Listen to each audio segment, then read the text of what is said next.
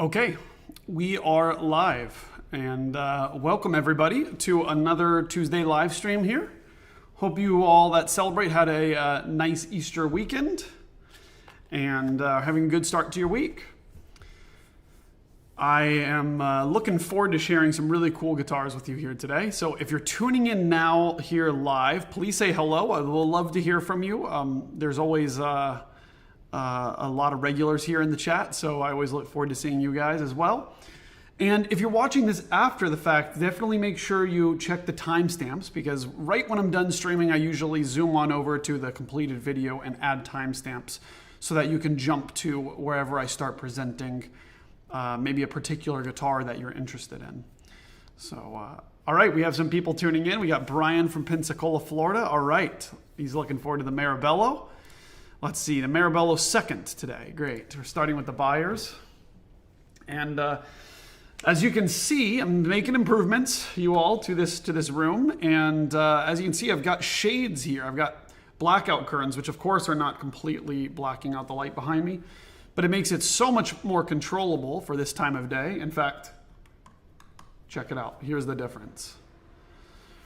You can see the kind of day it is here in Austin, Texas. Very nice and beautiful. I went on a nice walk this morning, did a long run yesterday.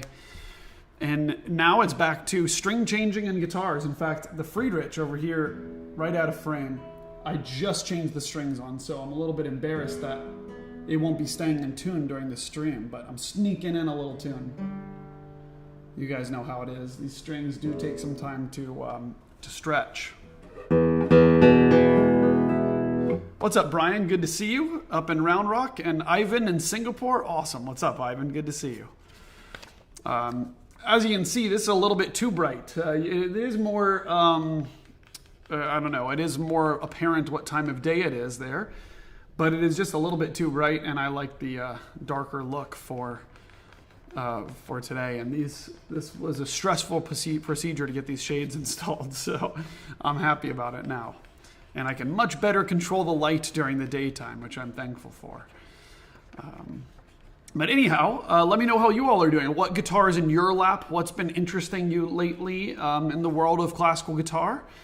I'd also like to use this space sometimes to talk about like upcoming events in the classical guitar world, and where there'll be festivals and concerts and things that I'm looking forward to. I always encourage, I think there's actually a large number, it's kind of surprising to me, especially noticing this lately. There's a large number of people that are interested in the world of like fine classical guitars that, often trade instruments and are watching these types of videos often, that are not often involved in going to like classical guitar concerts in their area. So here's a little reminder to you, if that is you watching this video, to get involved with your local guitar society. And if you don't have one, I know that's the case in a lot of places, then it might be worth trying to start something up. I know in some places people start things up in like an open mic scenario so that it doesn't have to be just classical guitar, and then eventually you kind of find the other classical guitarist or attract them. But in lots of cities, there are classical guitar societies and concert series that, even if it's just a classical guitar concert that you can drive and make it to, you'll find obviously lots of other classical guitarists there, and you can try to start something up. I think it's a nice thing to remind people too, so especially one of the really fun things that I think people don't even expect is actually to play in duos and trios and quartets. It's a blast. I have a lot of students of the past that have done that as well. So, hi Vincenzo from Italy, and long day, bro. Nice. Hello, good to see you. Gorgeous space, Brian says thank you. Well, for those of you that are tuned in here, I'll give you a brief overview, and I swear I'm not going to jump into any guitar in too much detail, of each of the guitars that we're going to be getting to here today, each of which I think is really exceptional. I mean, super nice guitars today. The first one is made by the American luthier Gregory Byers, Greg Byers. Now, Greg was making, and I believe he's not making anymore, but he was making lattice brace tops, which this one is, and just fantastic guitars, really classy design, very, very well respected. Raised fingerboards, like almost in the style of Tom Humphrey. I mean, I would say it is more of that Humphrey style. It is a very raised fingerboard here. So it's extremely easy to play, and I love the design details on this one. The rosette is just beautiful. Sorry, my screen is a little too bright. There, the rosette is just beautiful, and then check this out. Madagascar rosewood back and sides, that's just phenomenal. And, V-joint on the back of the neck. Lots of details that are just really beautiful on this guitar. Sloan tuners, nice detail on the headstock as well. You sort of see that stripped down the headstock has elements of the rosette in it. And really nice stripes along the sides here in the Madagascar, if you can see right along the top, or right along near the top of the, near the binding, I'll say that. You've got this really nice dark strip of Madagascar. And the sound of it, it's got so much volume and so much response, but it doesn't really shout at you like this is lattice braced. You don't really hear the lattice bracing so much. It's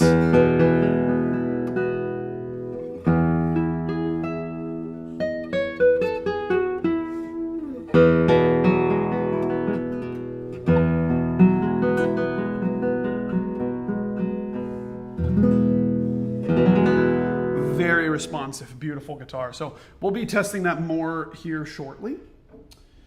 And then the second guitar we'll be taking a look at here is one I just got in by Daniele Marrabello.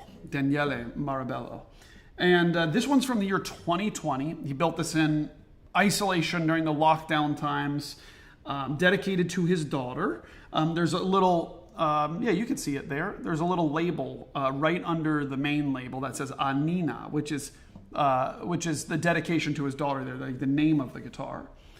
And this is an Italian luthier that's really impressed me. I mean, I've seen photos of the guitars online, and to be honest, sometimes, you hear recordings, you hear photos, you can only tell so much.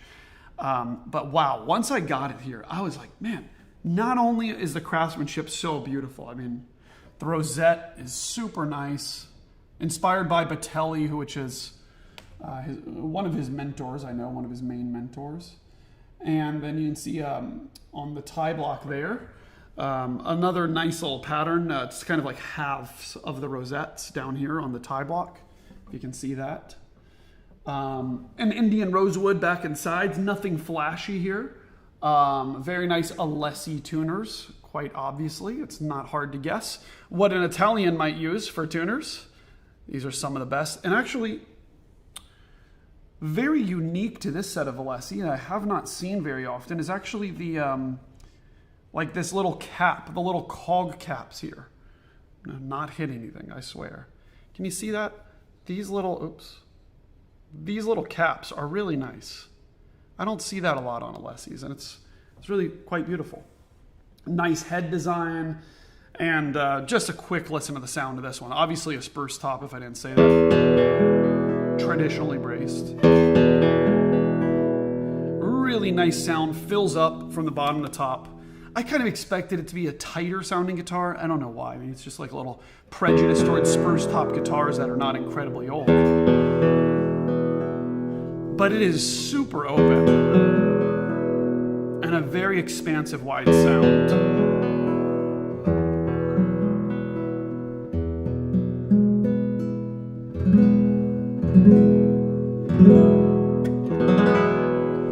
Very impressive, huge palette of colors. I mean, you can hear how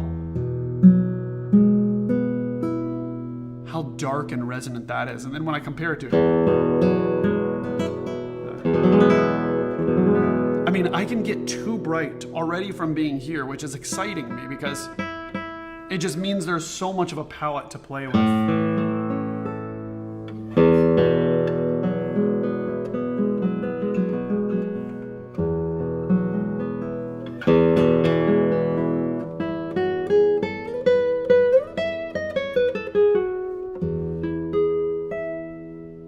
Beautiful overtones. These type of guitars, like when you play that E major chord, that E just, it takes on a life of its own.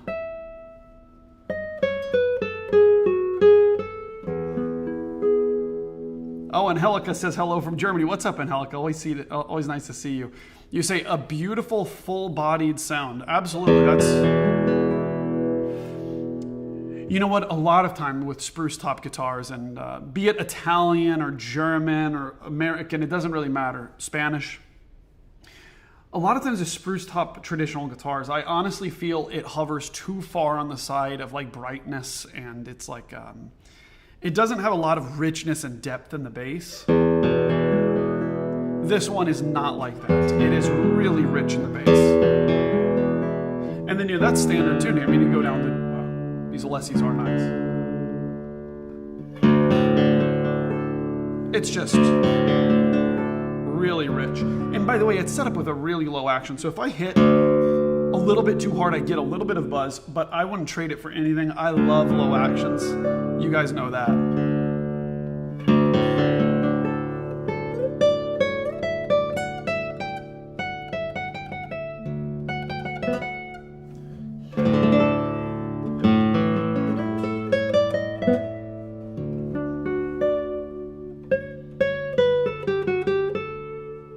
Okay, well, I'm going to get to the next guitar here, but there's a little taste of this. We'll go over it in more detail later. If you guys have questions about these guitars or other guitars or strings, let me know. By the way, these are all strung up with the D'Addario strings of various combinations, but this one's all carbon. I'm going to change that. But now we're going to maybe the crown jewel of today's live stream and of many people's guitar collections. This is a beautiful 1978 Daniel Friederich. Now, if you guys notice, you might actually get this confused. It looks very similar to one that I just had in, which is now gone. I had a 1974 Daniel Friederich that had Brazilian rosewood back and sides, which is super rare for a Daniel Friederich guitar. This one does not have Brazilian rosewood, so it's a really bad guitar. No, I'm kidding. Jokes. Friedrich's guitars, he almost always used Indian rosewood. And that is exactly what it is on this guitar here. It has undergone some polished touch-ups. Obviously, you can kind of see some like discoloration here. That's because this is the area where, of course, it's always worn down after the many years of playing. But the way that it's been polished, you hardly notice. And then on the top, again, just French polished touch-ups. It's in beautiful condition. In fact, it almost presents as new. There are a couple of little dings and a little scratch here and there, nail marks. Really not so many though, like, where you would see all the Raschiato marks, you don't see. It's very, very nice. And then of course, you get this beautiful head design here that is just, every time you see it on a Friederich, I don't know, for me as a young guitarist, whenever I saw that, I was just like, oh my gosh, that is such a beautiful guitar. What a work of art. Fustero tuners, of course. And yes, again, this one's from 1978. One of the most sought after times for Friederich guitars. And sorry, this one, again, I apologize at the beginning of the stream. Those of you that are tuning in later, you may not have heard me, but I just changed the strings. I was like racing for the clock to start this stream because the bass strings were very, very high tension that were on here before, and also very dead. So it just sounded thuddy,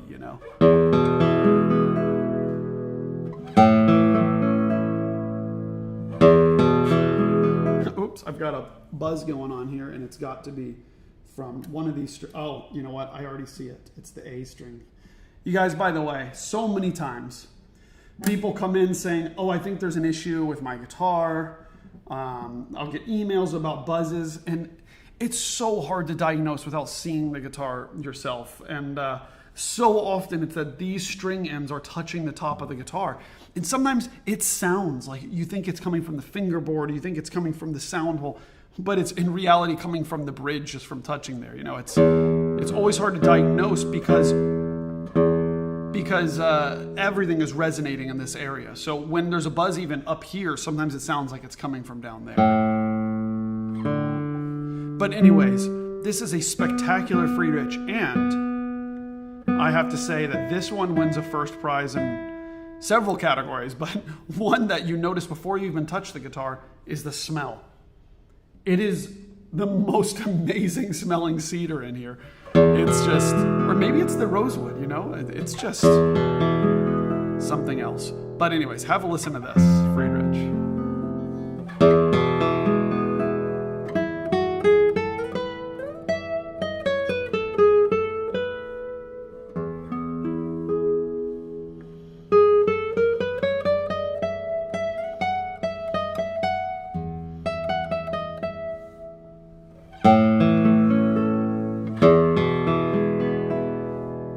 This one has a particularly regal sound in the trebles, in my opinion. Like when I'm playing,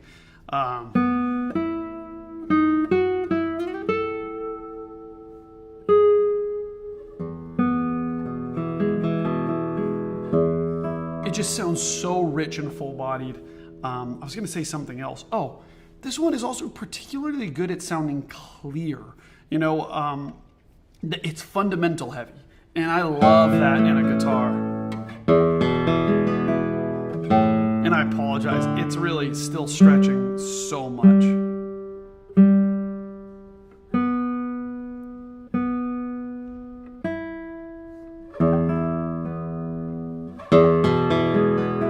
Listen to that.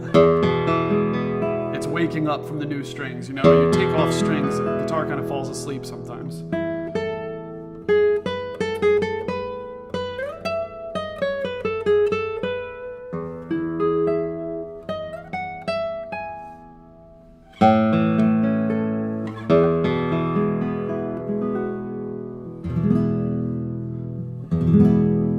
This about Friederich guitars is just how easily you can roll through the strings with the flesh of your thumb, and it just sounds like so much more responsive than it even deserves to sound. And this is a sound I utilize all the time in my playing. Maybe you guys don't and use more nails, but I love the fleshy sound of the thumb. And when I can achieve a very nice sound like this, right? Who's familiar?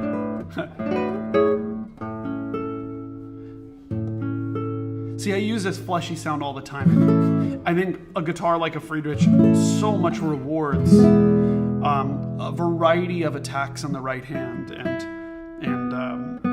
mediums of attack, I should say, not variety of, but a variety of mediums of attack. Rewards a very naily sound. You know, you really get like a Hauser-like sound with it, can't you? Or you could get a really warm Torres-like sound. Or you could get like a Santos, like really responsive.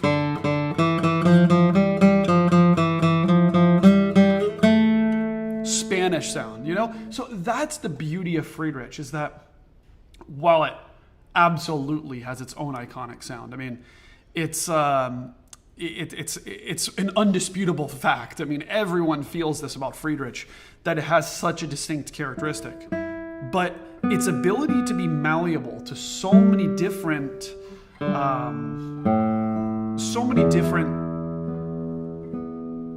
schools of thought and guitar making is what's really impressive about this. I mean,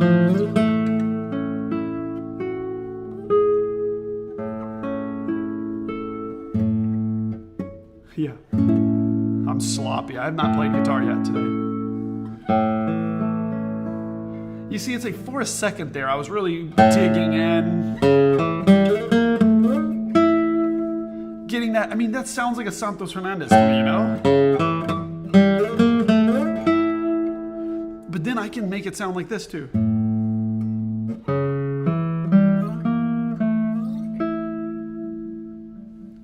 Or pretty sweet, right? I was gonna just like I always do, I got carried away. I'm like, wait a second, I'm supposed to do a fuller review of each of these guitars now. If you haven't said hello yet, please do. Would love to hear from you and what guitar you're most wanting to hear. Do you guys have piece requests? I'm not going to pretend to know every piece on the guitar repertoire, but I might know some of it. Oh yeah, Long Day Bro says Toroba Allegretto. Yeah, I mean, I wish I knew more of it. I've played a lot of it, but I've never memorized it, so I can't really play it. Yeah, and Helica says Friederich is simply a classic among top of the range guitars. Absolutely. And you guys can see, if you go to the description of this video, I've got every single one of them linked already. And there's a price point attached to each of these guitars already. And it's not a cheap guitar. Obviously, it's very expensive and it's out of range for most guitarists. But one thing that, if that is in the range of guitars that you're looking for, one really nice thing about Friedrichs is just that they seem to have been desirable for a long time now. And it's not really fading away. I mean, people still love Friedrich guitars. Even young guitarists know Friedrich guitars. They have teachers that own them, or they've listened to recordings and they're interested in trying it too. It's not like some of the older makers that were like famed for some time that people aren't really like looking to play anymore. Friedrich guitars are still very actively played. It's not a museum piece. It's really, really not. So, yeah, great. Oh, glad you guys like that. Okay, yeah. Oh, hello, Guo Yuhei. Nice to see you. Milonga by Cardoso. Oh gosh, you know what? I have that music. I could probably play that. I have to bring it up on Fourscore here. Brian requests that. Love the Byers, by the way. What setup do you use for recording? It's sounding great. Hey, thank you so much. I won't say too much right now because things are changing, and I don't want you guys to go buy a bunch of microphones when I'm changing ones out right now. I'll tell you, I'm using a third mic normally that I don't normally use. It's just a Sennheiser that I don't remember the exact model number of right now, but I have to tell you, really admittedly here, something funny is the streaming program I'm using, I cannot control the mix between the three mics that I'm using. Or maybe I can, but I haven't figured it out. So don't go rushing to store. I imagine it's an even mix between all of them. So, I want to first start by playing some more things on this Byers, which is such a consummate professional guitar, concert guitar. I mean, it's the loudest of the bunch, for sure. It is just a phenomenally thick and loud sounding guitar. And as you'll see if you click on it through the website, it's not, well, I know a lot of people here are looking for like student model or intermediate level guitars. This is not in that price range. It's a concert level price range guitar. But for as esteemed as a maker as Greg Byers is, they are not extremely expensive compared to, many of the modern makers today that are extremely sought after.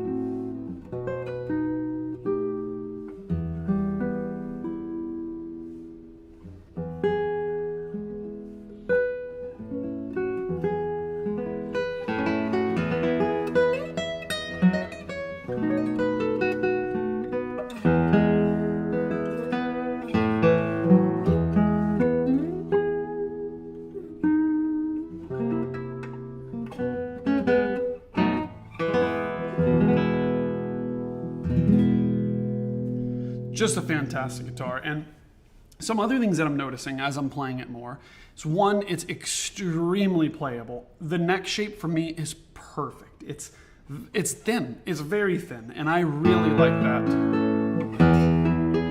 And the raised fingerboard is substantial. It is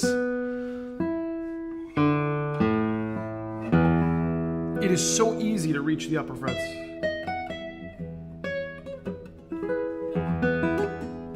I'm such a sloppy mess today.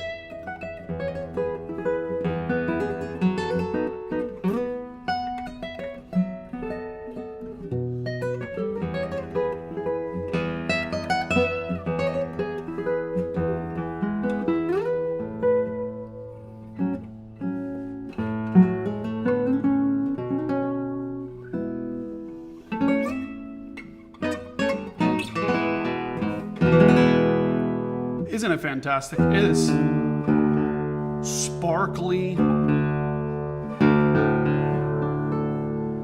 And yeah, Federico says, I was fascinated by Byers since I heard Russell's Toroba record.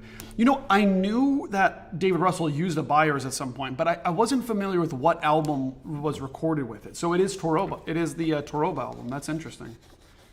I've listened to that one a lot, so that's good to know. You know, it was really interesting listening to David Russell's recordings and performances over the years, and then now as someone who's, owned and played and recorded a lot of guitars, especially also seeing a Gilbert recently that I got to know really well. Now I've had Gilberts, or Ramirez maybe started at the beginning of David Russell's career, Gilbert and Byers and Dahmen and Toltz and all these different makers and Cobbs that David Russell has owned and used. And I really understand, I think, the through line between these and what it is that that's interesting about them. And what really strikes me about these Byers is it's a very natural sound, and it's a lot of it. It's very, very responsive, and it doesn't hover on the bright side or the dark side. It's a nice mixture of both. You know what? In that way, similar to the Marrabello, a totally different guitar, but we're going to get there in a moment.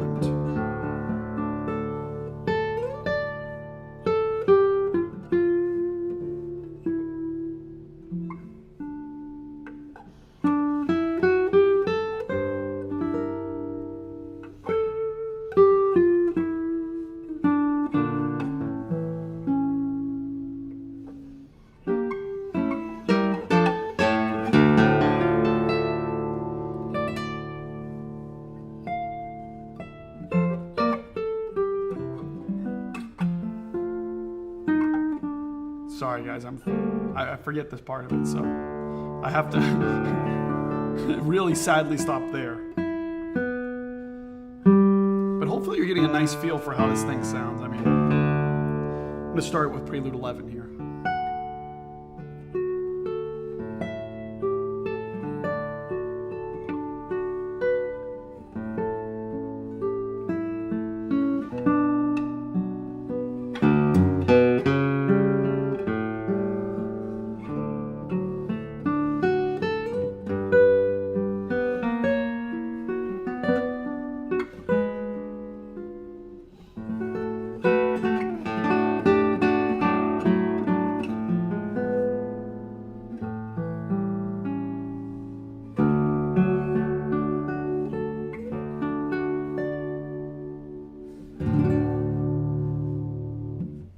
How nice is that? Sorry, it's fading out of tune a little bit.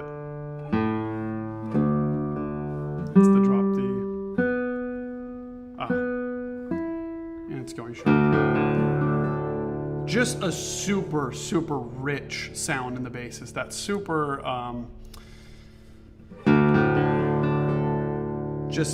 what's the word for it? It's just, it grumbles, you know? Oh, Angelica says, can you play something from your own compositions? Oh my gosh, well, sure. It's been a little while.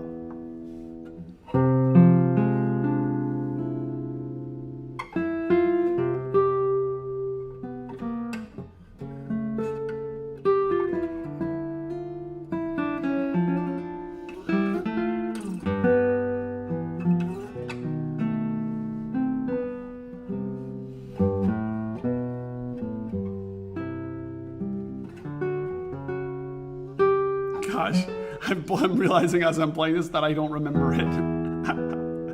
It's been too long. I used to play this in every concert, almost every.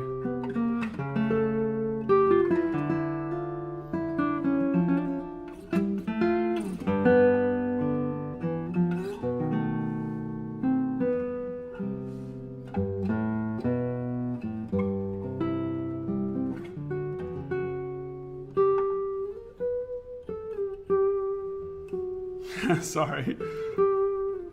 I love writing music, but I almost never finish ideas. I just, I love writing little ideas, you know.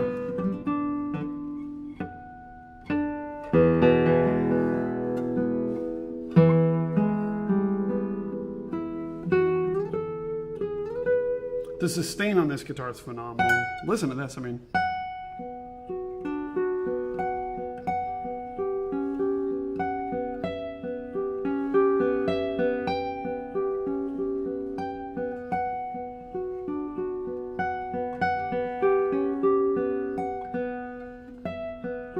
Wow.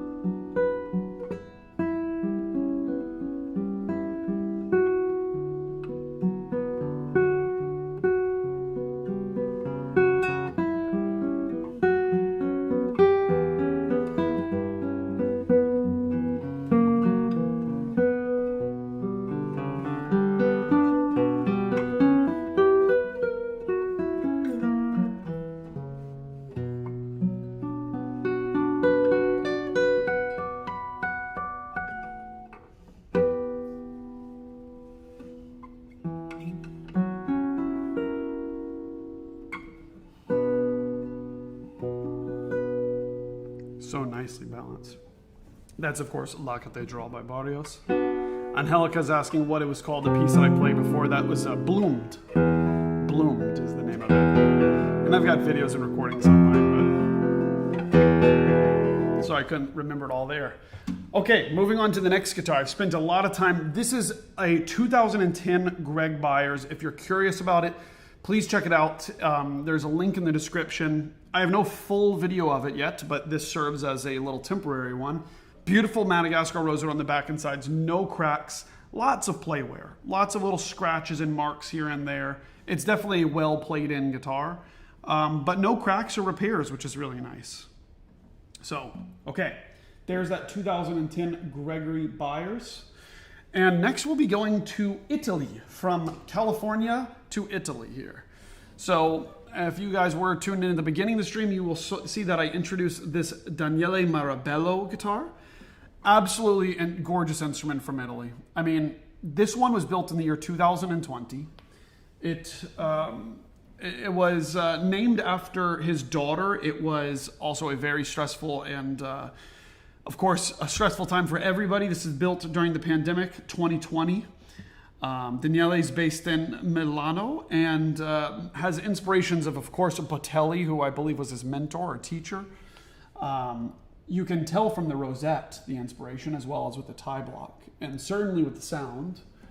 This thing has beautiful Alessi tuners, and it also has the head shape of what I've seen before on Botelli guitars. A very similar head design. Now, the sound of this guitar, I mean, a very, very exciting traditional guitar. Let me tune it up just a little bit more.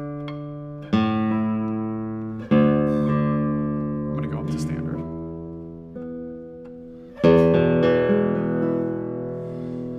A very natural, breath of fresh air type of guitar when you play just open chords. I love the depth of that sixth string. In fact, yeah, it's very deeply tuned, like F sharp to G range. So it feels very low, very rich. And my God, some areas on this guitar, this stands out to me. Like when I play here, the back of the guitar feels like it's gonna just like crack and break with how much vibration you feel in your chest. And that's that richness, that's the depth in the bass there. You know, many guitar makers, one of the things they strive for, many of them do, of course not everyone, is just the whole guitar to be active in the process of creating the sound. Everything to be moving. You know, you feel the vibration on the back, the neck, the headstock, even the tuners, the bridge, everywhere. And especially the back of the guitar. I mean, this one, I have to say, is more than most. It vibrates the whole guitar more than what I notice on most guitars. And, you know, when you start paying attention to those details, like, you know, when I'm doing this and I pause, I feel the back of the guitar grumbling against my chest, almost like you're hungry and your stomach's growling. Even now, I feel waves of it hitting, just like it works on the guitar, you know, with waves and volume. So this is a very appealing quality. And if a guitar fails the E major test, it's a real bummer. I mean, it's got to be inspiring on that open E major chord.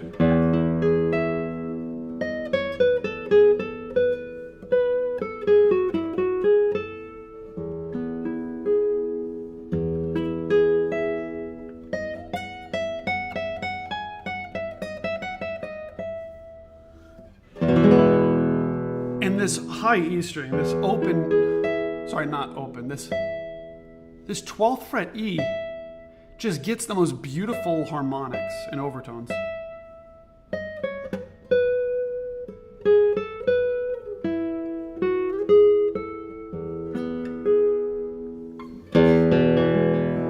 Let's try a little bit of Granada by Albani's.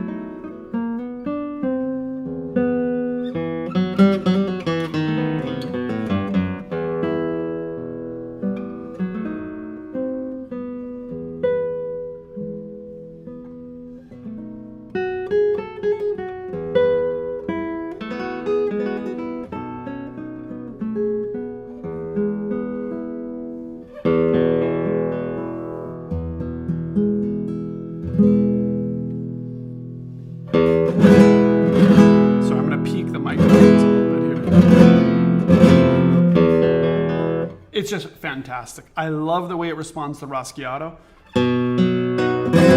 Sorry, it's going to be... I really don't want to throttle this down right now. Let me see if this works here. Yeah, so...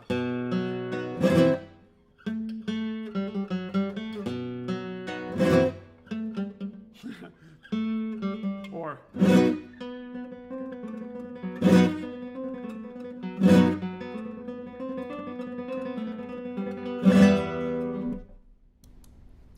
gain back to normal here. But you get the idea. It sounds really great with Raschiato. I had to turn down the gain a bunch to make that work. Wow, just a beautiful guitar. I'm going to tune this down to drop D.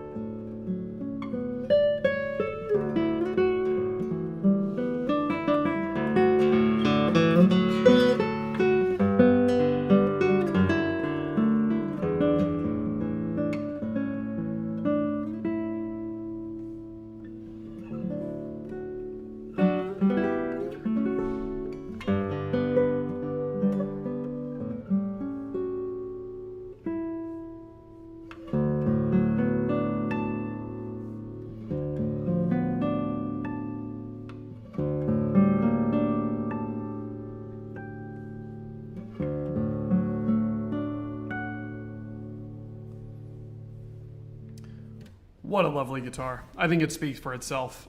Yeah, Brian says very articulate in the bass. Angelica, yeah, oh my gosh. She says it's lovely with a rich tone and beautiful treble strings, lovely warmth. I can't agree more. It's a gorgeous guitar, very minimal signs of play. There are little tiny marks here and there on the guitar. Nothing major, no cracks, no repairs. A beautiful instrument, 6 years old now, that has already an extremely, extremely mature voice. I'm gonna set it aside, even though I don't want to. Okay, I'm gonna take a little swig of coffee here and tune in with you all. Last but not least, we've got a simple little Friederich guitar. Jokes, because my gosh, is this last one a stunner. And I really can't get over right now how bad my nails are filed today. I'm just like, they're all worn in, and we are running behind with nail filing. So.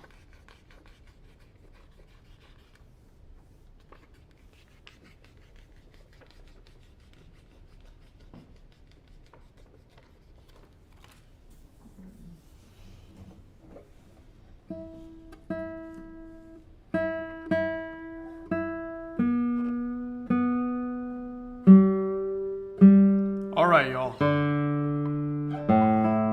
Last but certainly not least is this incredible 1978 Daniel Friederich. Now, you guys saw maybe a little while ago the 1974 that I had. That had Brazilian roseback and sides. It's incredible. That guitar is gone. Can't seem to keep these concert models around. It is just, they're just incredible guitars. And this one is super exceptional too. And I already said it, but I noticed it's like it's not even been in the case here. I just had it hanging on the stand, and it smells so good, this one.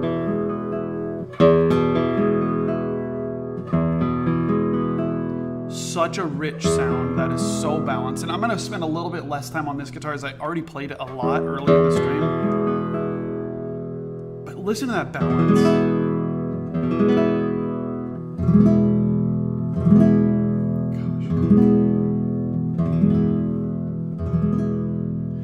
A great Friederich just has no business being this responsive. It just makes no sense, almost in a way. It's like it feels, it's just so alive. That's what the flesh of my thumb, right? And then with a nail. Just a beautiful sound, my gosh.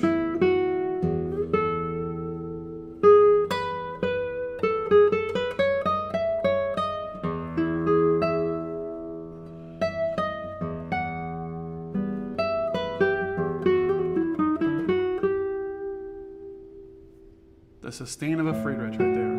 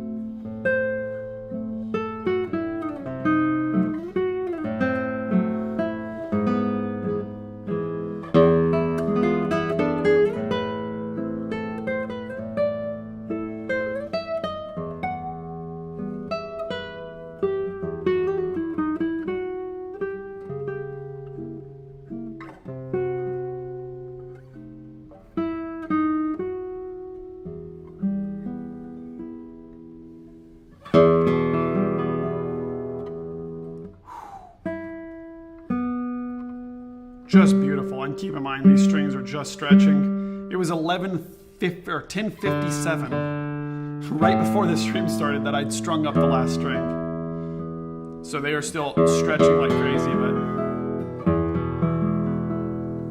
what a beautiful guitar. Oh, you know what? Someone requested, what was it? Now I can't think if it starts with an M. Oh, Milonga Cardoso. Let me see if I can play a little bit of that. I've played that piece with students before. Cardoso, let me see.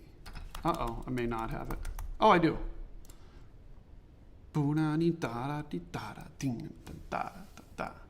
Yeah, I know this one.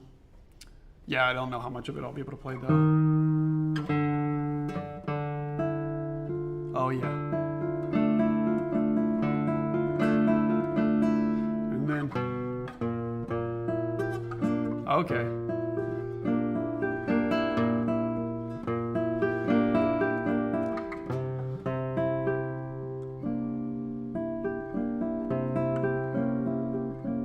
Oh, what a beautiful piece. Yeah, I should play this, shouldn't I?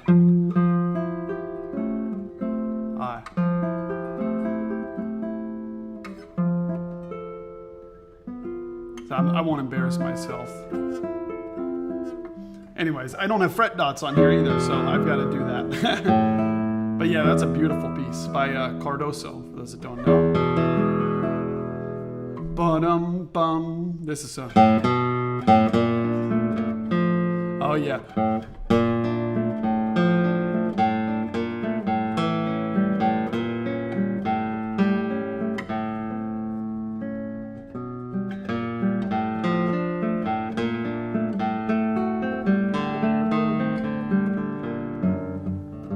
What a great piece for testing a guitar out, right?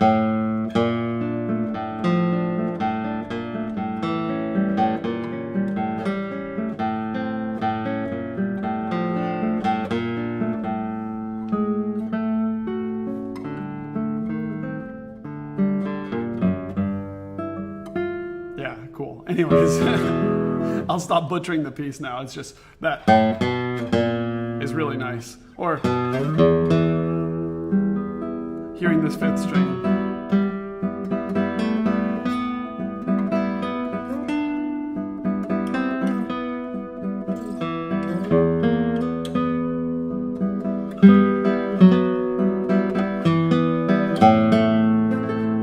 Explosive basses. Oh my gosh.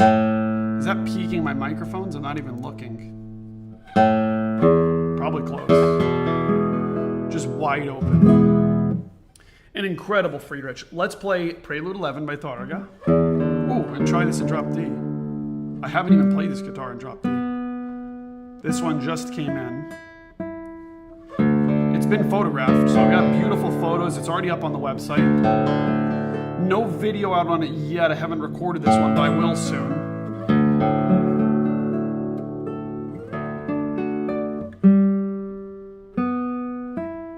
Again, apologies for the tuning.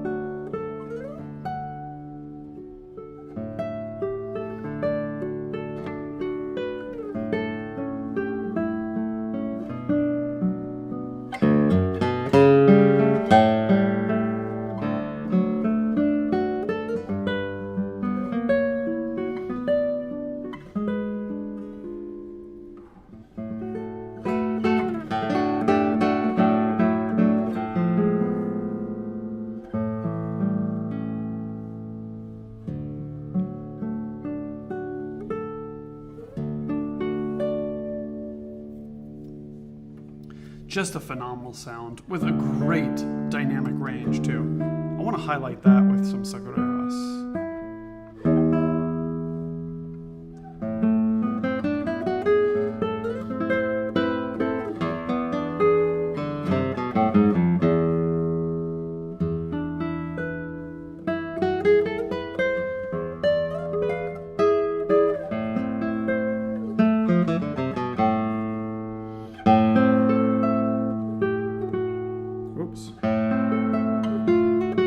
Wow, what is this? Wow, I can't remember. Whatever.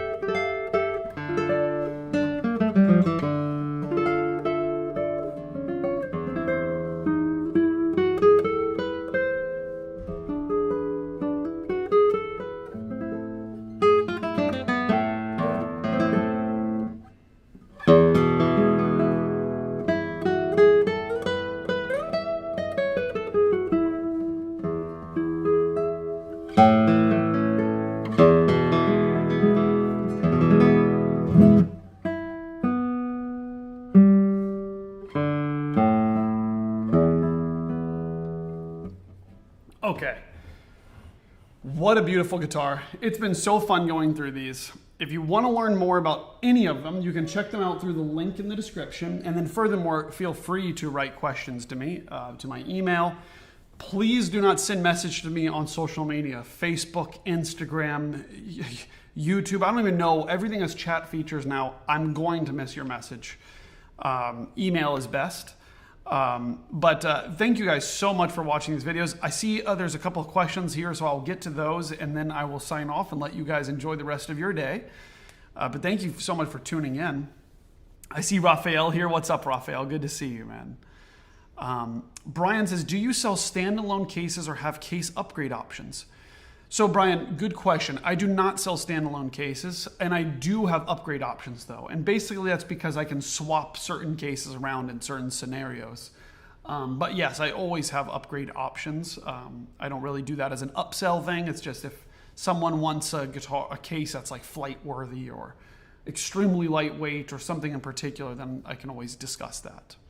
So, thank you all so much for watching, and be on the lookout for a great video releasing tomorrow, and have a good rest of your week. Always great to chat with you here. So thanks so much, and I'll see you soon.